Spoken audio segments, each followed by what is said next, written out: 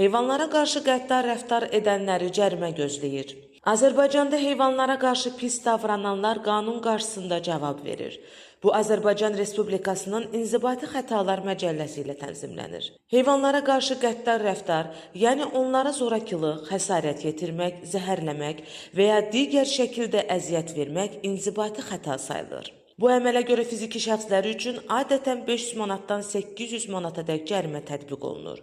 Əgər heyvan ciddi xəsarət alarsa və ya insan onun məhvinə səbəb olarsa, cəza daha ağır ola bilər. Bundan əlavə, heyvanları sahibləndikdən sonra küçəyə atmaq birbaşa ayrıca maddə ilə hər zaman göstərilməsə də, bu davranış heyvanlarla qəddar rəftar və saxlanma qaydalarının pozulması kimi qiymətləndirilə bilər. Belə ki, heyvanlara qarşı zorakılıq halları müşahidə edildikdə, vətəndaşlar dərhal polisə müraciət edə bilərlər.